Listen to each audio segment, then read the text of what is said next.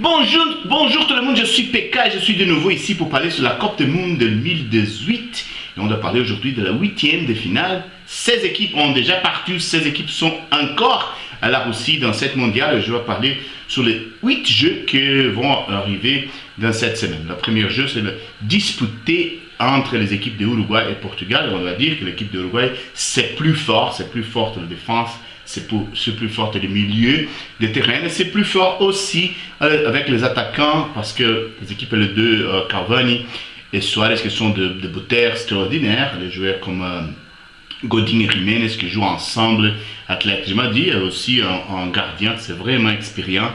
Donc je pense que l'équipe d'Uruguay, c'est plus forte que l'équipe de Portugal qui a encore Cristiano Ronaldo. Cristiano Ronaldo, à ce moment-là, marche vraiment bien pour l'équipe portugaise qui a aussi changé pour les attaquants, mis les joueurs Quaresma qui joue vraiment bien et peut-être peut aider cette équipe pour continuer à le mondial. Le problème que je pense que dans conditions normales, l'équipe de Roi doit gagner cette jeu. Mais on doit considérer aussi que la FIFA, il y a beaucoup d'intérêts qui sont d'or de le terrain de football et tout le monde espère le rendez-vous entre Messi et Cristiano Ronaldo. Et peut-être ça va passer à la phase prochaine, c'est l'équipe de Portugal gagner et l'équipe de Argentine gagne de la France. Ça c'est des jeux vraiment difficiles, comme j'ai dit avant. Dans conditions normales, Uruguay doit marcher, mais si la FIFA fait quelque chose de bizarre, quelque chose qu'on ne sait pas, quelque chose de caché, peut-être l'équipe d'Uruguay va marcher, l'équipe de Portugal va marcher suivant. Dans notre jeu, la France va jouer contre l'Argentine et la même chose se passe, l'équipe de France est beaucoup plus solide de la défense, beaucoup plus solide à les milieux de terrain avec Kanté, avec Pogba, avec les attaquants aussi, parce qu'il y a des joueurs comme Griezmann, comme Mbappé.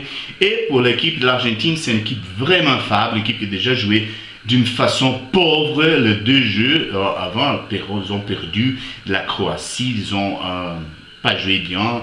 Encore le jeu final contre le Nigeria qu'ils ont gagné, ils ont montré beaucoup de volonté, mais je pense que c'est pas le suffisant.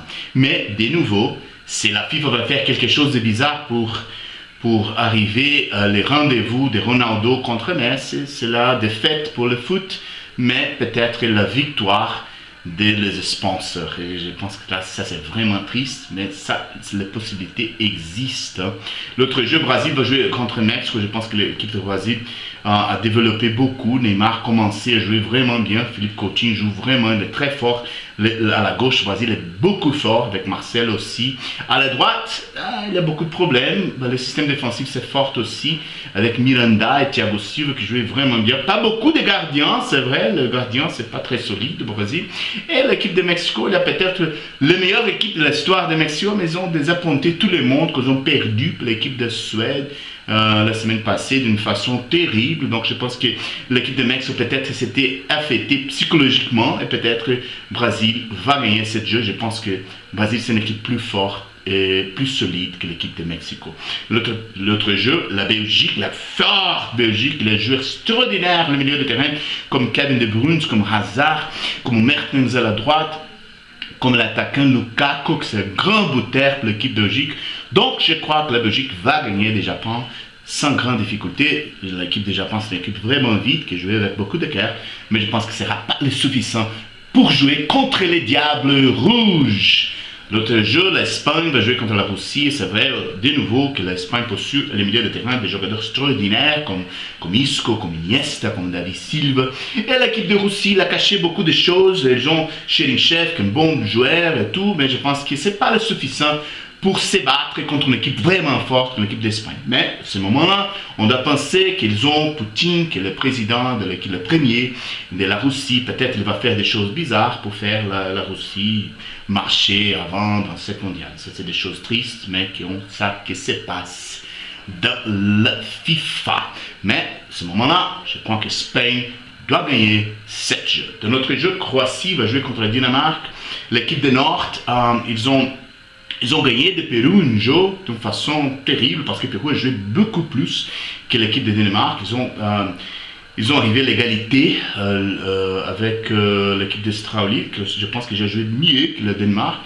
Et le dernier jeu contre la France, rien ne s'est passé parce que c'était un jeu amical de les deux, parce qu'ils ont marché, ça arrive comme l'égalité. C'est triste, c'est dur. Mais le fait que l'équipe de Danemark, il n'a pas montré beaucoup, donc je pense que la Croatie, c'est une équipe plus forte et qui doit gagner 7 jeux. L'autre jeu, la Suisse va jouer contre la Suède. C'est un jeu vraiment équilibré. Je pense que les équipes sont pareilles. L'équipe de Suisse a plus de talent avec Shaqiri, Xhaka et Dzamali. Mais c'est vrai aussi que la Suède, il y a un système défensif plus fort. Mais je pense que je vais avec l'équipe de la Suisse pour cette jeu parce que j'aime bien les talents de Suisse à ce moment. Et le jeu de l'Angleterre contre la Colombie, ça va dépendre beaucoup de la situation de James Rodriguez, que c'est le grand buteur, le grand joueur colombien. S'il va jouer et s'il est dans 100% des conditions, je pense que la Colombie, c'est plus fort et doit être les favoris pour cette jeu.